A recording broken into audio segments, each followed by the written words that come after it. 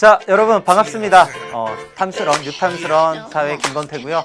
자, 이번 시간은 102페이지, 여러분들 교재 102페이지 2단원인데요. 가계 경제 활동과 합리적 소비를 가지고 진행하도록 하겠습니다. 자, 우리가 지난 시간에 거시경제 공부했었죠. 선생님 거시경제 한번 설명을 드렸었는데요. 좀 넓게 보겠다. 그러니까 국가의 경제 활동 또는 국가 간의 경제 활동을 바라보겠다. 그래서 글로벌 경제가 어떻게 진행이 되고 있는가 이런 거에 대해서 공부를 했었죠. 뭐 환율 얘기도 좀 나왔고요. 그 다음에 그 이자율에 따른 금리에 따른 국가 간의 자본의 이동 이런 것들에 대해서 지난 시간에 공부를 했었습니다. 굉장히 선생님 생각에는 굉장히 재밌는 단원이 또 하나 지나갔고 또 재밌는 단원이 하나 들어왔습니다. 그게 바로 가계의 경제활동과 합리적 소비. 여러분들은 아마도 이 가계의 경제활동 이런 말조차 굉장히 어색할 것 같아요. 일단 가게 하면 뭐 슈퍼마켓 이런 걸 떠올리시는 친구들도 아마 있을 거예요. 근데 여기서 말하는 가게는 그게 아니고요. 여러분들에 해당이 되는 겁니다. 여러분들이 가게예요. 여러분들 집에 부모님하고 이 경제 단위, 하나의 경제 단위, 부모님하고 가정을 꾸리고 있죠. 가정을 이루고 있는데요. 그걸 우리가 경제 주체에서는 가계다 이렇게 분류합니다. 뭐 영어로 얘기하면 하우스홀드 이렇게 얘기하는데요. 우리가 경제 활동에 대해서 일단 전반적으로 좀 선생님이 소개를 드리고요. 그 다음에 경제 주체를 공부하는 과정에서 가계 얘기가 나오고 가계는 도대체 그럼 어떤 경제 활동을 주로 이끌어가는가 이런 얘기들을 한번 진행을 해보도록 할게요. 여러분들하고 직접적 관련이 있는 얘기이기 때문에 뭐 굉장히 좀 재밌게 공부할 수 있다 하는 그런 생각이 듭니다. 자, 일단 오늘의 궁금증인데요.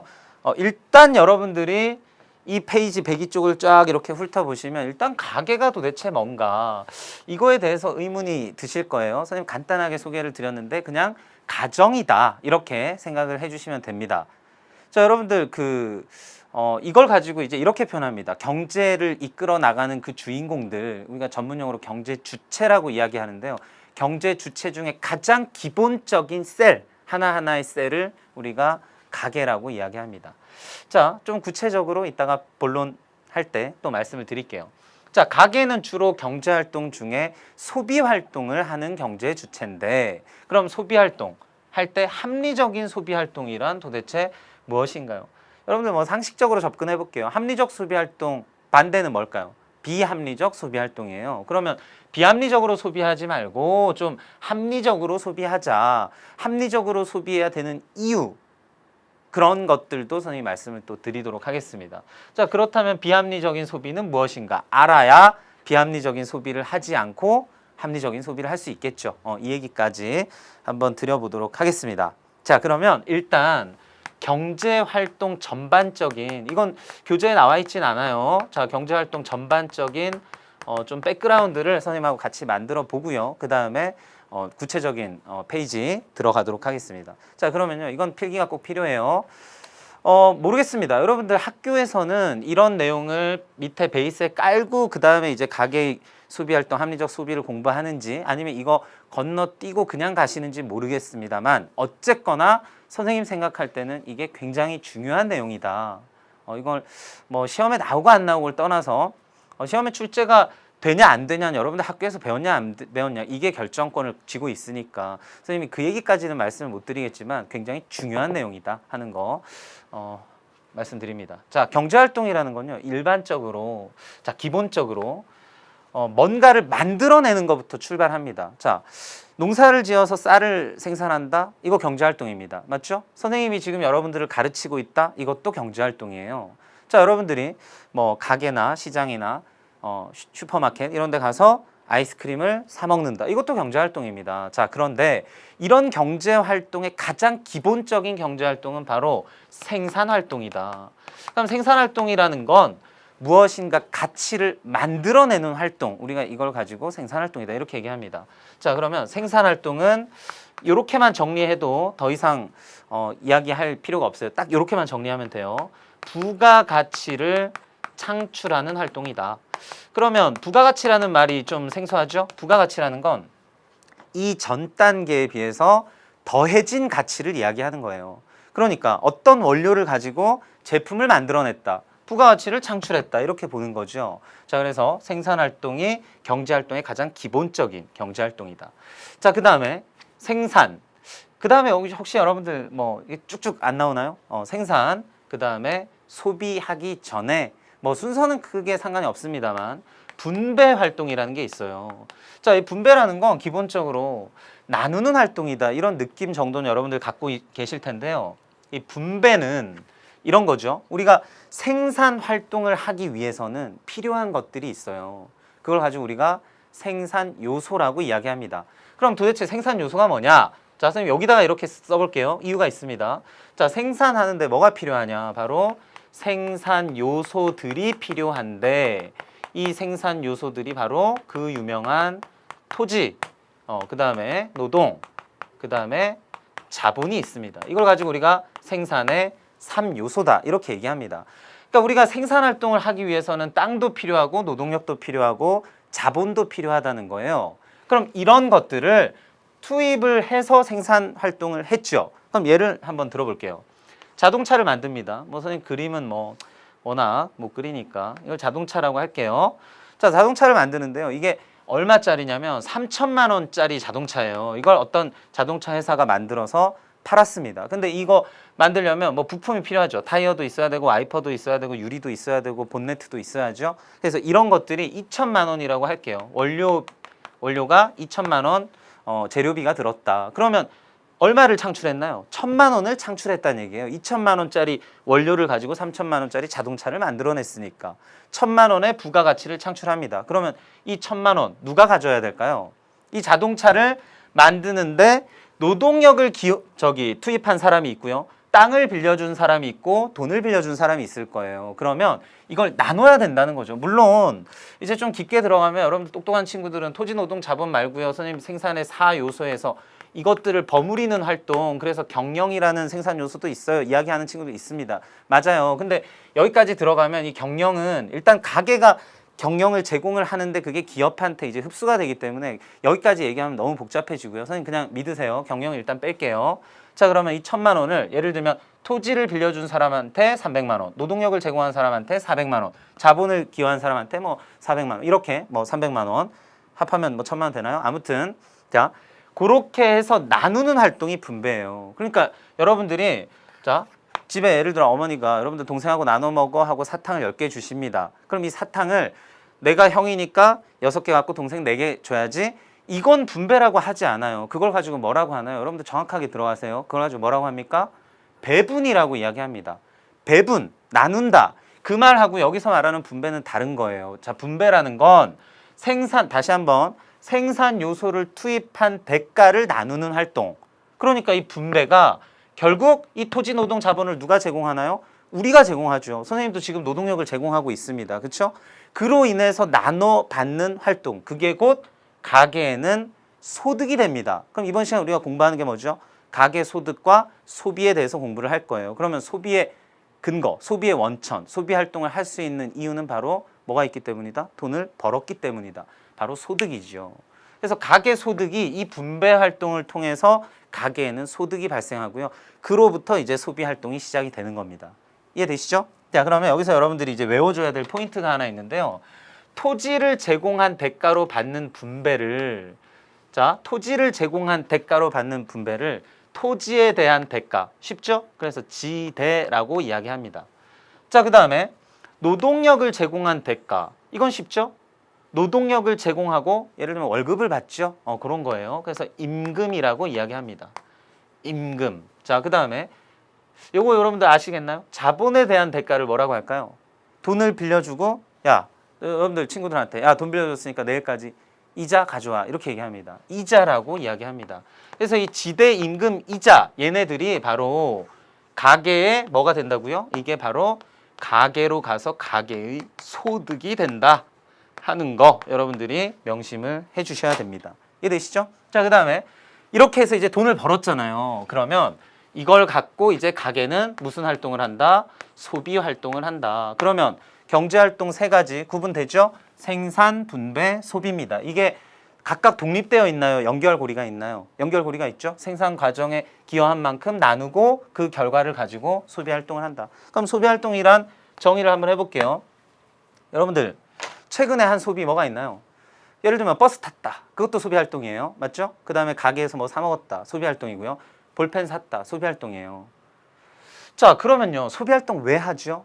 필요하니까 하죠. 이 소비 활동을 통해서 사람은 뭐를 얻습니까? 아, 행복해. 만족감을 얻는다는 거예요. 그래서 소비 활동의 목적은 바로 만족감을 얻기 위해, 그냥 일단 풀어 써볼게요. 만족감을 얻기 위해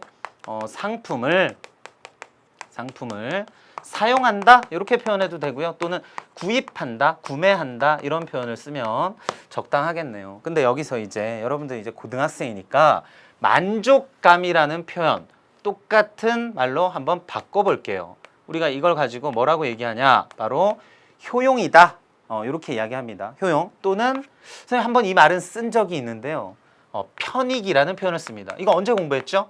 기회비용 공부할 때 편익, 순편익 이런 거 우리 공부했었죠. 바로 소비활동의 목적은 뭐다? 이제는 만족감이라는 표현 물론 알아두셔야 되지만 효용이나 편익을 어떻게 하기 위해서다?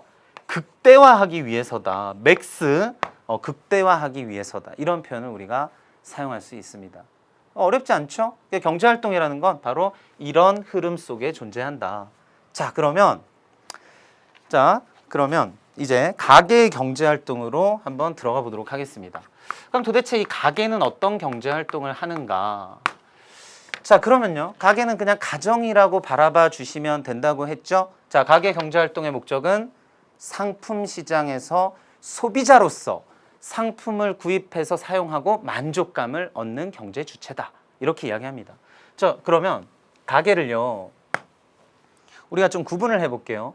여러분들한테는 이게 조금 어렵게 느껴질 수도 있을 것 같아요. 그렇지만 이걸 어렵다고 여러분들이 접근하시면 진짜 어렵고요. 좀 쉽게 그냥 좀 만만하다 생각하고 또 접근하면 또 그렇게 어렵지 않습니다. 자, 선생님이 두 가지 시장을 구분을 할 건데요. 생산물 시장이라는 게 있고요. 생산물 시장이 있고요. 자, 그 다음에 생산 요소가 거래되는 시장이 있어요. 생산 요소 시장이 있습니다. 자, 이거 좀 정리하는 거예요. 아까 경제 활동, 생산, 분배, 소비 그 흐름 속에 가계가 어떤 위치에 차지하고 있는가 이걸 한번 말씀을 드려보도록 할게요. 자, 생산물이라는 건 생산 활동의 결과지요. 이걸 누가 만들어내나요? 우리가 사용하는 여러 가지 수많은 상품들 누가 생산해내죠? 기업이 생산을 해냅니다. 그렇죠?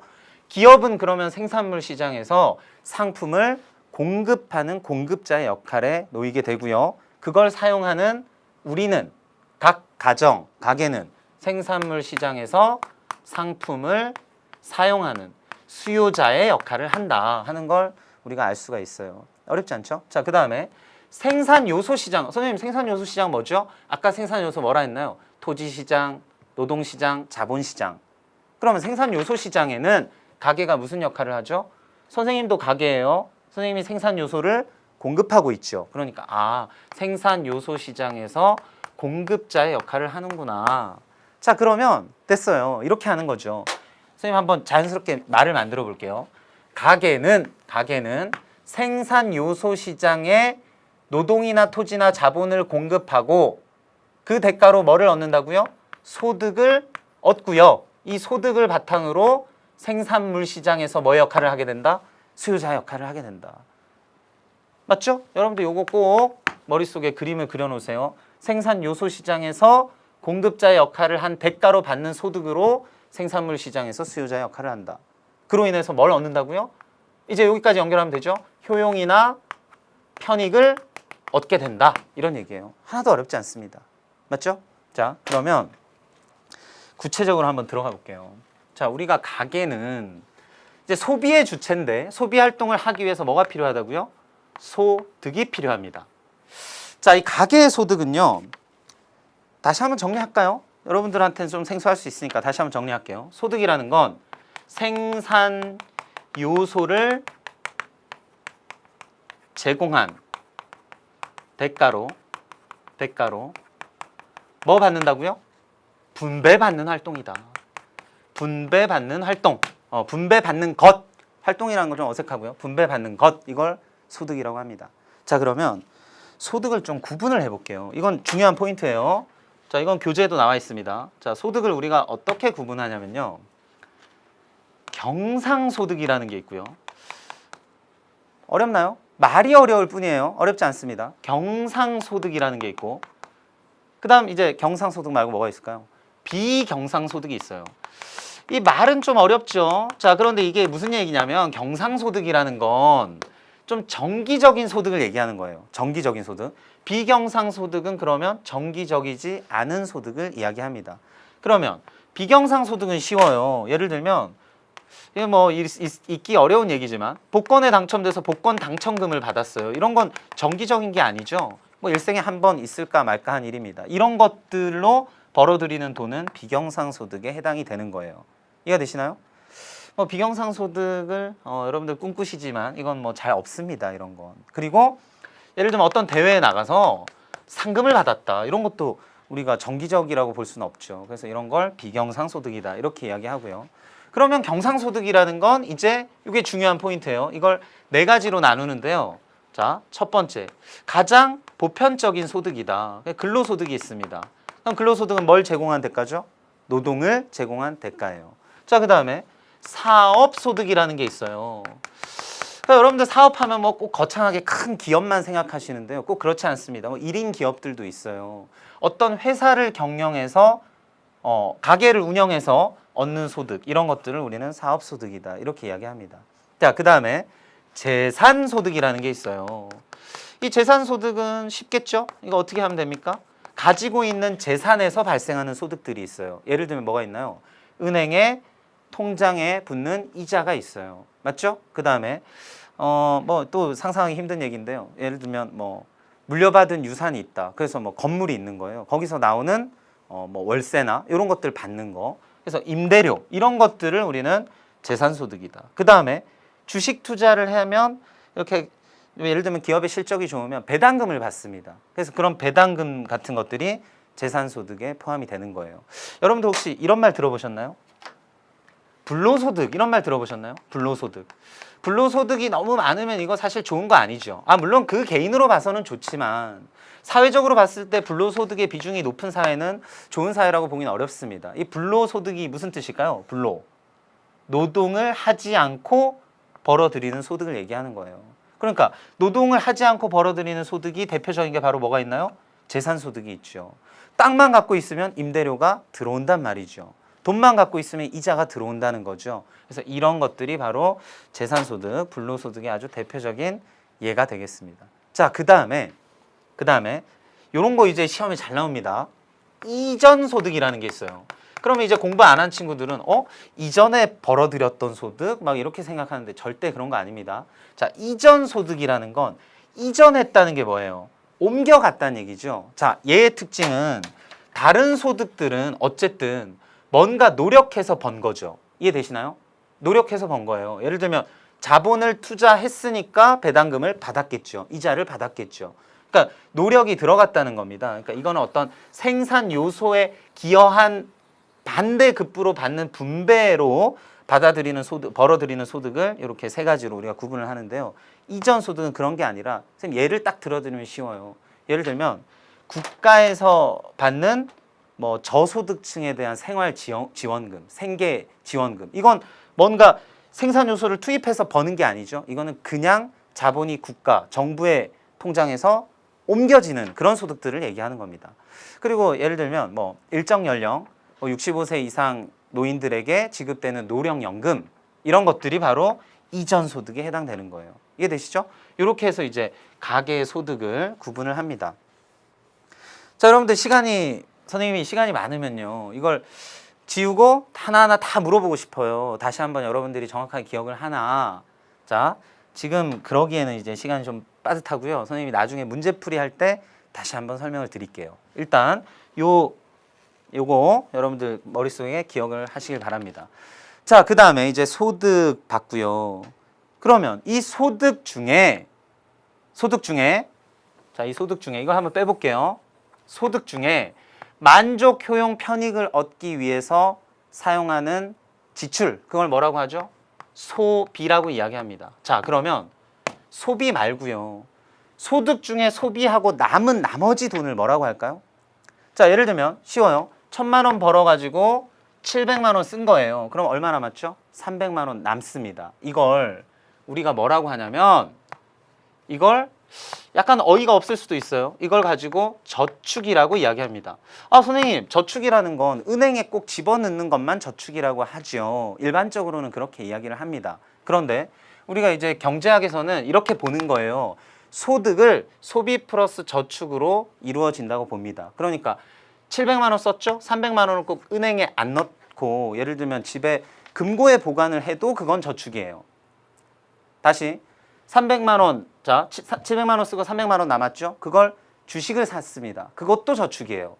우리가 보통 주식을 샀다 그러면 그건 주식 투자 이렇게 이야기를 하죠. 근데 그것도 우리가 저축이라고 바라본다 이런 얘기입니다. 자, 그러면 여기서 좀 이제 복잡한 것들을 선생님이 좀 정리를 한번 해드리겠습니다. 자, 이렇게 돼요. 자, 요거는 요 표시를 한번 하고 들어가 볼게요. 자, 총 소득이라는 건 이렇게 구분이 돼요. 여러분들 혼자 공부하시면 좀 어렵습니다. 자, 총 소득은 소비 지출에다가 비소비 지출을 더하고 그 다음에 나머지가 저축이다. 자, 이건 무슨 얘기냐? 이 얘기예요. 자, 총 소득은 총 벌어들이는 걸 이야기합니다. 자, 그런데 그걸 소비 지출과 비소비 지출로 나눴죠. 그럼 선생님, 아까 소득은 소비 플러스 저축이라 그랬는데 총 소득은 소비 지출 플러스 비소비 지출 플러스 저축. 좀 다르죠. 이게 뭐냐면요. 이 비소비 지출이라는 게 바로 이런 겁니다. 가게가 소비 활동을 하지 않는데 돈을 내놔야 되는 게 있는 거예요. 그러니까 소비 활동을 안 했는데 돈이 빠져나가는 겁니다. 예를 들면 뭐가 있을까요? 예를 들면 세금이 있습니다. 이해되시나요? 자, 총소득은 1,000만 원인데 세금을 200만 원 먼저 뗐고요. 그럼 나머지 얼마 남나요?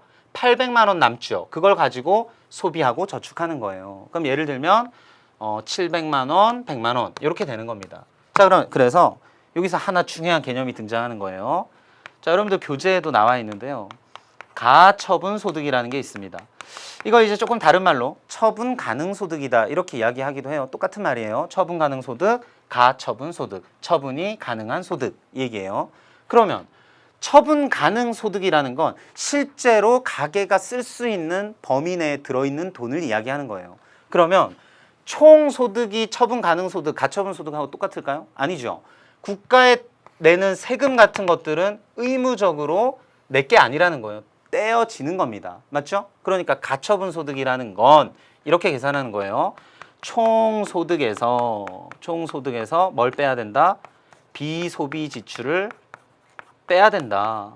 그러니까 일단 세금 낼 거 다 내고 순수하게 내가 쓸 수 있는 게 바로 가처분 소득이 되는 거예요. 이해되시죠? 자, 그러면 우리가 이게 복잡한 식은 아니에요. 여러분들 이항 한번 해볼게요. 총 소득에서 비소비 지출을 빼면 이게 가처분 소득이 되죠. 그럼 가처분 소득은 다시 한번 바꾸면 어떻게 되나요? 총 소득에서 비소비 지출을 빼면 소비 지출 플러스 저축 이렇게 되는 겁니다. 이해되시나요? 밑에 한번 써볼게요. 가처분 소득은 이렇게 할 수도 있고 어떻게 할 수도 있다고요? 소비 지출 플러스 저축. 자, 그러면 아까 우리가 많이 봤던 게 또 나왔죠. 소득은 여기서 볼게요. 자, 소득은 어떻게 구성된다고요? 소득은 소비 플러스 저축 이거예요.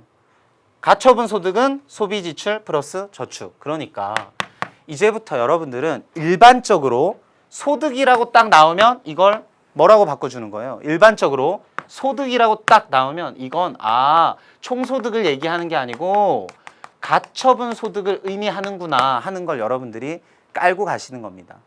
다시 한번. 자, 소득은 뭐라고요? 총소득이 아니라 세금 같은 거 일단 의무적으로 내야 될 거 다 떼고 실제로 내가 쓸 수 있는, 가게가 쓸 수 있는 소득의 범위, 바로 가처분 소득을 의미한다 하는 걸 여러분들이 알고 계셔야 됩니다. 자, 여기까지 하면 일단 여러분들 대충의 이제 전반적인 중요한 내용은 일단 말씀을 드렸고요. 자, 그 다음에 좀 이제 쉬운 얘기를 한번 드려볼게요. 자, 이제 가계 소비가 어떻게 이루어지는지 알겠죠? 소득에서 총소득에서 비소비 지출을 뺀 나머지 가처분 소득을 갖고 가계의 소비 활동이 이루어집니다. 자, 그러면 자, 이 얘기부터 한번 해볼게요. 여러분들 저축은 좋은 건가요? 저축은. 그러니까 예를 들면 이렇게 얘기하면 답은 쉽죠. 소득의 범위를 벗어난 소비 바람직한가요? 절대 바람직하지 않습니다. 맞습니까? 자, 그러면 저축은 기본적으로 좋은 건데 우리가 이런 말이 있어요. 절약의 역설이라는 말이 있습니다. 좀 역설적인 거다 이런 얘기예요. 절약이라는 게 저축을 의미하는데 이게 꼭 좋지만은 않을 수도 있다 이런 얘기입니다. 자, 여러분들 우리나라 경제가 지금 굉장히 이제 과거에 비해서 많이 좋아졌죠. 그럼 이제 이렇게 경제가 좋아지는데 국민들이 허리띠를 졸라매는 게 굉장히 큰 역할을 했다. 우리 이렇게 평가를 합니다. 사람들이 아끼고 저축해서 은행에 돈이 쌓이고 그걸 바탕으로 새로운 생산활동에 투자하고 국가 경제가 좋아졌다. 이렇게 표현을 하는데요. 그러니까 저축은 기본적으로 절약은 좋은 겁니다. 개인적인 차원에서 봐도 절약을 많이 해서 재산이 형성되면 미래에 결국에는 풍요로운 삶을 살 수 있게 되는 거죠. 맞죠? 절약은 좋은 거예요. 국가적으로 봐도 저축을 많이 하면 그게 은행에 자본금이 쌓이게 되고요. 그러면 기업 활동에 총알이 됩니다. 도움이 된다는 얘기예요. 그런데 절약의 역설이라는 건 도대체 뭐냐? 절약을 너무 많이 하다 보면 보세요. 소득은 소비 플러스 저축이죠. 자, 그러면 이건 무슨 소득이라고요? 가처분 소득. 저축을 너무 많이 하게 되면 소득은 고정돼 있는데 저축을 너무 하게 되면 뭐가 줄어드나요? 소비가 줄어들 수밖에 없다. 자, 이거 두 개 더해서 이게 되는데 얘가 커지면 얘는 줄어들 수밖에 없지요. 맞습니까? 맞습니다. 자, 소비 활동이 줄어들면 무슨 문제가 생기냐? 자, 소비 활동이 줄어들면 기업이 물건을 생산해낼 이유가 사라지는 겁니다. 이해되시나요? 자, 기업이 물건을 열심히 생산했어요. 소비자들이 열심히 지갑을 열고 소비 활동을 해줘야 기업은 새로운 상품을 계속 생산할 이유가 생깁니다. 그런데 그게 안 된다는 거예요. 그러니까 기업의 생산 활동의 유인이 사라진다. 이런 굉장히 큰 문제가 발생하게 됩니다.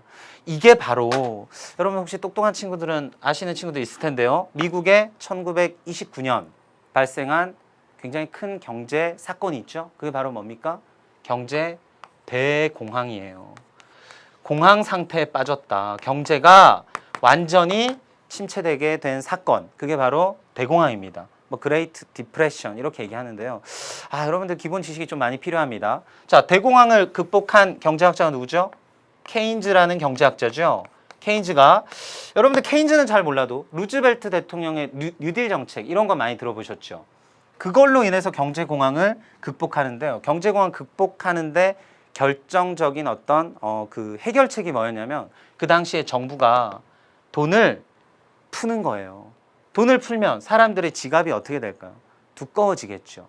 돈이 생기니까 뭐가 가능합니까? 소비가 가능해진다. 그래서 기업들의 생산 유인이 다시 생기게 된다. 그렇게 해서 경제 공황이 극복이 된 겁니다. 그래서 이제 절약이라는 게 개인적 차원에서 봤을 때, 국가적 차원에서 봤을 때 바람직하기도 하지만 절약이 너무나 지나치게 되면 오히려 역설적으로 문제가 생길 수 있다 하는 걸 대표적으로 보여준 사례가 경제공황이다 하는 거 여기서 잠깐 말씀을 드리고요. 그러면 이제 쉬운 주제에 들어가 보도록 하겠습니다. 합리적 소비예요.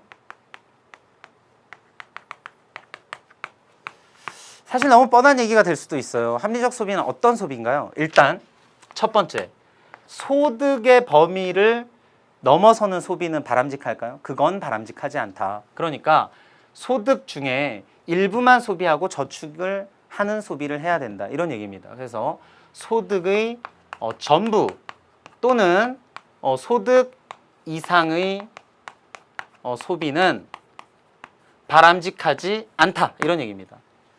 일단 합리적 소비가 되려면 소득의 범위 내에서 소비 활동을 해라. 자, 그 다음에 두 번째는요.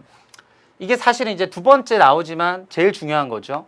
최소의 비용을 들여서 최소 비용으로 최대의 효용을 만들어내는 것. 그게 바로 합리적 소비입니다. 자, 그 다음에 우리가 합리적 소비는 이 정도로 정리를 할게요. 자, 비합리적 소비를 알아보면 합리적 소비를 어떻게 해야 되는지가 명확해지는데요. 자, 비합리적 소비의 아주 대표적인 건 바로 과소비입니다. 여러분들 과소비라고 하면 이제 과거에 이런 표현을 많이 쓰는데요. 과소비는 지나친 소비가 과소비다 이렇게 얘기를 하는데요. 맞습니다. 소득의 범위를 넘어선 소비가 과소비죠. 그러면 과소비하지 않는 게 바로 합리적 소비인데요. 우리가 과소비를 이런 식으로 이제 구분을 할 수 있어요. 과소비를 한 3가지 정도로 구분을 하는데요. 요거는 굉장히 이제 여러분들 학교 시험에 서술형 시험에 많이 나오는 단골 주제예요. 자, 보세요. 베블렌 효과라는 게 있어요. 베블렌 효과. 뭐 효과라고 이야기하는데요. 베블렌 효과. 이게 뭐냐면 이런 거예요. 우리가 이제 보통 뭐 이런 겁니다. 명품백 같은 거. 그러니까 과시하기 위해서 하는 소비. 그래서 이걸 가지고 과시적 소비. 그럼 이 베블렌이라는 건 이걸 이론화한 경제학자 이름이에요. 그래서 그걸 가지고 베블렌 효과다 이렇게 이야기합니다. 자, 사람은 다른 사람들보다 좀 돋보이고 싶어하는 그런 욕구를 가지고 있대요. 내가 다른 사람들이 살 수 없는 물건을 나는 살 수 있는 사람이다 하는 걸 끊임없이 보여주고 싶어하는 그런 욕구가 있답니다. 그래서 그런 욕구에 의한 소비를 우리가 베블렌 효과, 과시적 소비다 이렇게 이야기하고요. 자, 그 다음에 밴드웨건 효과라는 게 있어요. 밴드웨건 효과라는 게 있습니다. 이 밴드웨건이라는 건요, 어디 가면 볼 수 있냐면 여러분들 그 롯데월드나 에버랜드 이런 데 가시면요, 놀이공원에 가시면요, 그 일정 시간이 되면 퍼레이드를 합니다. 그래서 두구두구두구두구 이렇게 치면서 유니폼을 맞춰 입고 이렇게 악단이 가지요. 그런데 그 악단의 선두에서 밴드를 싣고 가는 마차가 있어요. 그리고 나머지 퍼레이드 행렬이 뒤를 이렇게 따라갑니다. 맞죠? 그걸 가지고 밴드웨건이라고 해요. 그럼 밴드웨건 효과는 누가 앞에 가면 이렇게 우르르 따라가는, 여러분들 아마 어렸을 때 이렇게 악단이 가면 뒤따라서 여러분들 막 갔던 기억들이 있을 거예요. 그래서 이거는 이제 쉽게 얘기하면 편승 효과라고. 여러분들 더 어렵나요? 편승 효과라는 말이 어쩌면 더 어렵네요. 편승이라는 건 다른 사람, 친구 따라 강남 간다. 누가 가면 따라간다. 이걸 가지고 편승이다. 이렇게 이야기합니다. 그래서 유행을 쫓는 소비, 이런 걸 가지고 우리는 과소비다. 그러니까 필요하지 않은데 다른 사람들이 하니까 그냥 우르르 따라서 사는 그런 걸 이야기하는 겁니다. 뭐 이런 게 뭐가 있냐면요. 한 2년 전에, 1년 전에 이 전국에 뿔테 열풍이 있었어요. 특히나 청소년들이요, 뿔테 안경을 다 쓰고 다닙니다. 그러니까 멀쩡한 안경테가 있는데도 불구하고 뿔테 안경을 따라서 사는 거죠. 그런 걸 가지고 우리가 밴드웨건 효과다, 편승 효과다 이렇게 이야기를 합니다. 자, 그 다음에 이런 게 있어요. 스놉 효과라는 게 있습니다. 스놉 효과. 요걸 이제 다른 말로 표현하면 속물 효과, 속물 효과, 또는 다 똑같은 말이에요. 백로 효과 이렇게 이야기하는데요. 백로 효과.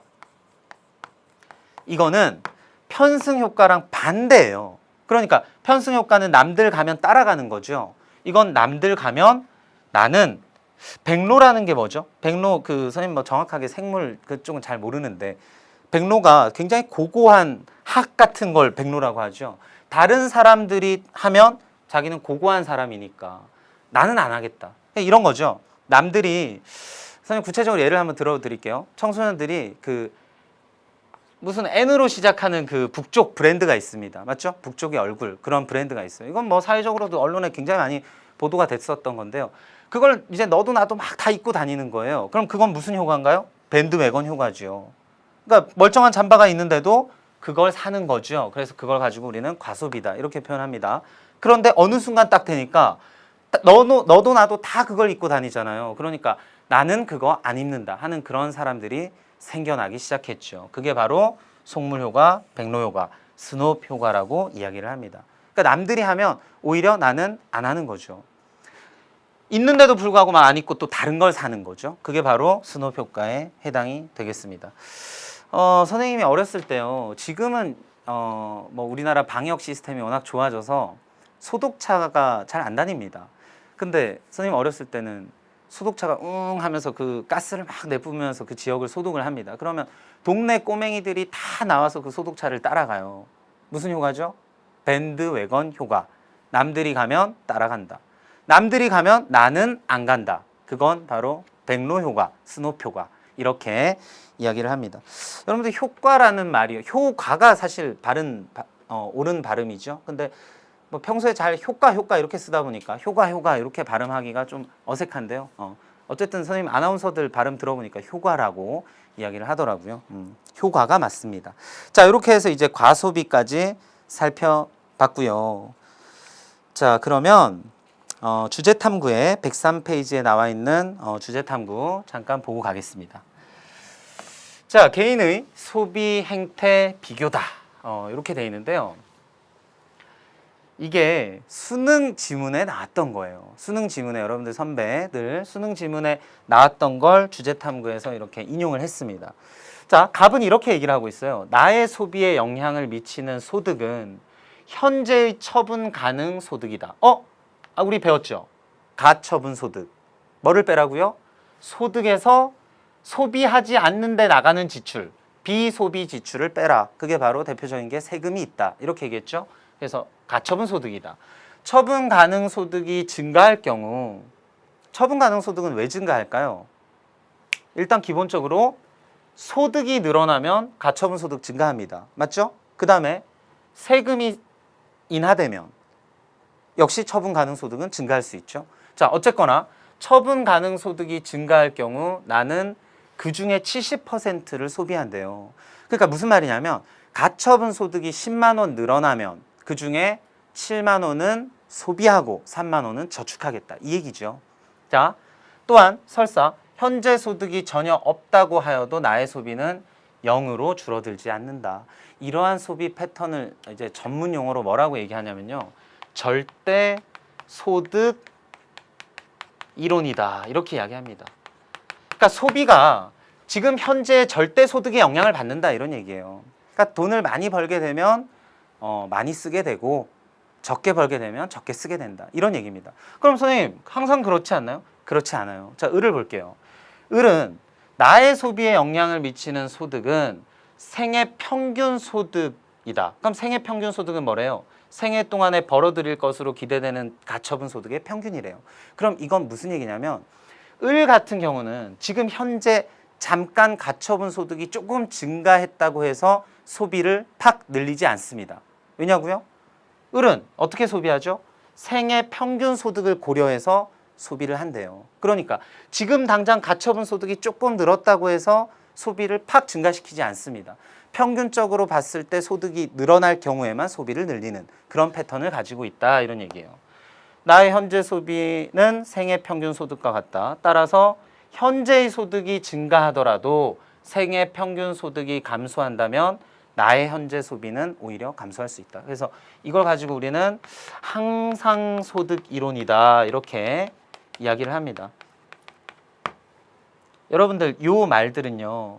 나중에 선택 과정에 경제를 공부하게 되면 그때 외워주셔야 되는 거고요. 지금은 사실 이런 게 있구나 하는 정도로만 알아주시면 되겠습니다. 자, 그 다음에 이번 시간에 이제 공부한 것 중에 굉장히 중요한 내용 과소비와 관련된 이론입니다. 다시 한번 정리하는 느낌으로 볼게요. 자, 베블렌 효과, 과시소비. 이 베블렌이라는 말은 뭐라고요? 경제학자 이름이에요.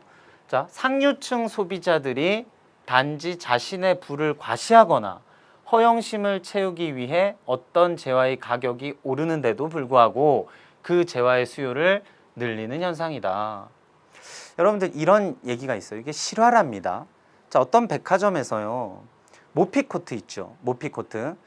그 모피코트 가격이 원래 이렇게 공이 막 이제 모피코트 비싸죠. 일십, 백, 천만, 십만, 백만.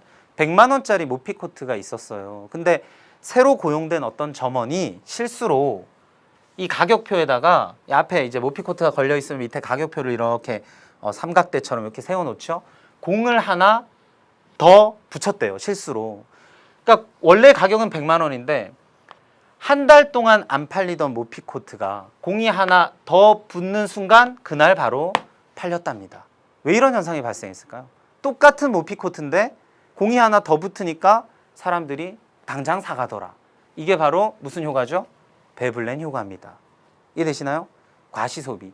100만 원짜리일 때는 안 샀는데 1000만 원짜리라고 하니까 사람들이 사갔다. 그게 바로 과시소비. 자, 예를 들어 최근에 나타나는 값비싼 명품이나 고급 자동차 등의 소비 형태가 이러한 현상의 대표적인 경우라 할 수 있다. 비싸야 잘 팔린다라는 말이 이를 나타내고 있다. 자, 그 다음에 밴드웨건 효과입니다. 편승효과. 어떤 사람들이 유행을 이끌면 다른 사람들이 이것에 영향을 받아서 해당 물건을 사게 되는 현상이다. 밴드웨건이라는 용어는 소비자가 타인의 소비 형태를 따라하는 것이 고개나 퍼레이드의 맨 앞에서 행렬을 선도하는 악대차가 사람들의 관심을 끄는 것과 같다고 해서 붙여졌다. 그래서 여러분들 어떤 선생님들은요, 이 밴드웨건 효과를 악대차 효과라고 이야기하기도 합니다. 틀린 얘기 아니에요. 밴드웨건을 우리말로 번역하면 악대차잖아요. 그렇게 되는 거예요. 자, 그래서 비단 명품뿐 아니라 커피 전문점이나 스마트폰 등 우리 주변에서 흔히 유행하는 소비 품목에도 밴드웨건 효과를 발견할 수 있다. 자, 그런데요, 여러분들 정확하게 말씀드리면요, 이걸 무조건 비합리적인 소비라고 사실은 이야기하면 안 됩니다. 자, 보세요. 합리적인 소비라는 건 뭐죠? 가게가, 개인이 최소의 비용으로 최대의 만족감을 얻으면 합리적인 소비예요. 그러면 예를 들면 다른 사람들이 많이 쓰는 어떤 제품, 유행을 쫓아서 내가 써야 내 만족감이 극대화된다면 사실 그걸 쓰는 게 합리적인 소비죠. 맞죠? 그러니까 이걸 여러분들 정확하게 판단하셔야 돼요. 무조건적으로 나의 효용과 내가 들어가는 비용을 고려하지 않고 무조건적으로 따라가는 소비가 밴드웨건 효과, 비합리적인 소비, 과소비지, 남들이 쓴다고 해서 내가 무조건 따라간다. 이게 비합리적인 거지. 내가 진짜로 고려를 했을 때 이만큼 비용으로 최대의 만족을 얻을 수 있다면 남들 유행하는 걸 사는 게 오히려 합리적인 소비가 될 수도 있다는 거죠. 그걸 여러분들이 좀 구분을 하셔야 됩니다. 그럼 이제 문제에 나올 때는 그걸 정확하게 구분을 해서 내요. 이건 무조건적으로 따라가는 거다. 아니면 이건 진짜 비용과 편익을 고려해서 유행하는 걸 샀다. 이걸 두 가지를 좀 구분을 해서 표현하는 거 알아두셔야 됩니다. 자, 그 다음에 스노프 효과, 속물 효과인데요. 다른 말로 또 뭐라 한다고요? 그러니까 공부가 그래서 여러분들 좀 힘들죠. 그냥 스노프 효과 하면 되는데 이걸 백로 효과라고 이야기하기도 합니다. 여러분들 헷갈리죠? 백로 효과가 밴드웨건 효과랑 똑같은 건지 스노프 효과랑 똑같은 건지만 헷갈립니다. 이미지를 머릿속으로 그림을 그리면서 공부하시면 돼요. 자신의 옷과 똑같은 옷을 입은 사람을 보면 그 옷을 입지 않는 사람이 있다. 사람들이 다 청바지 입고 다니네? 나는 청바지 입지 말아야지. 이런 거죠. 이처럼 어떤 상품이 유행을 해서 구매하는 사람의 숫자가 많아질수록 그 상품에 대한 소비가 오히려 줄어드는 현상을 말한다. 이는 상품을 소비하는 사람이 많아질수록 수요가 증가하는 밴드웨건 효과는 반대되는 개념이다. 됐죠? 이렇게 해서 정리하시면 되고요. 자, 그리고 기본 문제를 풀어보도록 하겠습니다. 자, 4번부터 볼게요. 비싼 제품일수록 잘 팔린다. 다른 사람에게 보여주기 위해 높은 가격을 기꺼이 지불한다. 뭐죠? 베블렌 효과입니다. 다른 말로 과시소비. 자, 그렇게 하면 되고요. 간단하네요. 자, 그 다음 6번이에요. 그림은 소득과 소비의 관계를 나타낸 것이다. 이에 대해 옳게 설명한 학생만을 보기에서 있는 대로 옳은 것은, 자, 이게 무슨 말일까요? 소득이 0원인데 소비는 어때요? 있죠. 여러분들 지금 돈 버나요? 못 벌죠. 그렇지만 소비 활동은 합니다. 그 얘기예요. 돈을 못 벌어도 소비는 해야 된다. 기본적으로 하죠. 그 다음 소득이 늘어나면 소비도 늘어납니다. 그런데 예를 들면 이 점은 뭘 의미할까요? 지금 이게 45도선이래요. 뭘 의미할까요? 띵띵띵띵띵 띵띵띵띵 이 값이 어떻다는 겁니까? 같다는 겁니다. 그러면 이만큼 벌어서 이만큼 소비했다. 이 점에서의 저축은 얼마일까요? 남는 게 없죠. 100만 원 벌어서 100만 원 썼다. 저축은 0입니다. 자, 그러면 A점은 뭘까요? 버는 건 이만큼인데 오히려 쓰는 게 더 많죠. 그러면 이건 빚쟁이가 되는 겁니다. 쉽게 얘기하면. 맞죠? 30만 원 벌었는데 80만 원 쓰고 있는 거예요. 그럼 50만 원은 뭐죠? 이 빚을 조금 더 고급스럽게 부채라고 표현합니다. 부채가 되는 거예요. B는 뭘까요? 이만큼 벌어서 요만큼 쓰고 요만큼은 저축했다. 그럼 이제 B가 가장 괜찮은 점이 되겠습니다. 자, 그렇게 보는 거예요. 자, A점에서는 소득의 일부를 저축하고 있습니까? 지금 빚이 늘어나고 있다. 부채가 늘어나고 있죠. 그러니까 저축하고 있다. 이건 틀린 설명이고요. 소득이 증가할 때 소득 대비 소비의 비율이 낮아집니다. 자, 소득 대비 소비의 비율이 낮아지고 있나요? 지금은 오히려 소비가 크죠. 이쪽에서는 소비가 크죠. 근데 점점 비율이 낮아지고 있습니다. 그랬다가 저축이 늘어나고 있다. 그러니까 소득에 대비한 소비의 비율은 점점 낮아지고 있다. 맞고요. B점에서는 소득의 일부를 저축하고 있죠. 아, 답은 나왔네요. 자, 그래서 을, 병이 되겠습니다. 답은 2번이네요. 자, 그 다음에 인구구조의 고령화가 진행되면 소비곡선의 기울기가 작아질 것입니다 했는데 이 지문은 여기서 사실 판단하기 어려워요. 왜냐하면 지금 여기서는 소득하고 소비를 보여주고 있는데 고령화가 진행된다? 이게 물론 여러분들 답지 보시면 뭐 설명이 나와 있는데요. 그건 무시하셔도 좋을 것 같아요. 요거는 그냥 어울리지 않는 지문이 되겠습니다. 그렇게 패스하고요. 자, 7번 볼게요. 이제 이런 문제는 실생활과 굉장히 밀착된 문제죠. 여러분들 실제로 근데 이거 초등학생들도 할 수 있습니다. 이 정도 문제 할 수 있어요. 자, 볼게요. 이동통신회사들의 요금체계. 요즘 학생들 굉장히 똑똑합니다. 자, A사의 기본료는 5,000원이에요. 사용료는 분당 40원. 그러면 B사는 10,000원에 분당 20원. 월 200분 통화하는 사람은 어떤 게 좋을까요? 월 200분이니까 248, 8,000원에 5,000원. 그러면 13,000원. 13,000원. 그 다음에 얘는 10,000원에 200분이니까 14,000원이네요. 자, 그 다음 얘는 20,000원. 그러니까 A사를 선택하는 게 맞다. 지금 이거 따져보란 얘기예요. 자, 그 다음에 월 300분 통화자는 그러면 해보시면 돼요. 300분 통화자는 3, 4, 12, 12,000원, 5,000원, 17,000원. 그 다음 3, 2, 6, 16,000원. B가 더 싸네요. 근데 A사를 선택한다? 이건 틀렸다는 거예요. 이렇게 따지시는 겁니다. 이건 뭐 굉장히 쉬운 문제가 되겠고요. 자, 그 다음 마지막 8번 볼게요. 밑줄 친 사례에서 나타나고 있는 소비 행태에 대한 설명으로 가장 적절한 것은? 자, 사람들은 전적으로 자신의 선호 체계와 소득에 의해 구매를 결정하는 것이 아니라 타인의 영향을 받는데요. 다른 사람의 소비에 영향을 받아 구매를 결정하는 경우도 상당수 있다. 예를 들어서 어떤 소비자가 있다고 하재요. 이 사람은 다른 소비자들이 특정 상품을 많이 소비하면 자신도 따라서 그 상품의 소비를 늘리게 된다. 무슨 효과죠? 밴드웨건 효과입니다. 자, 그러면 뭐죠? 구매하려는 사람들이 많을수록 소비가 감소한다? 틀렸고요.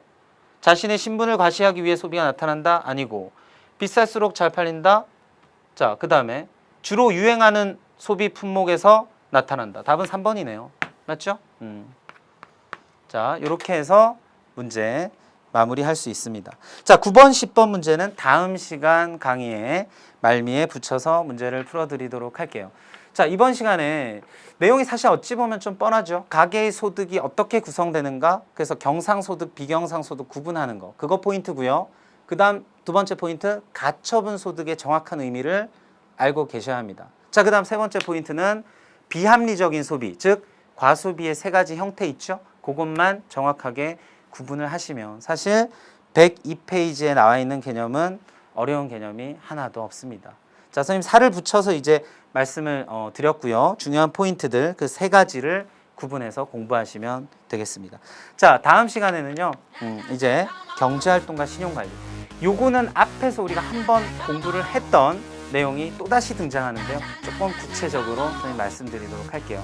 자, 수고하셨고요. 다음 시간에 만나겠습니다. 수고하셨습니다.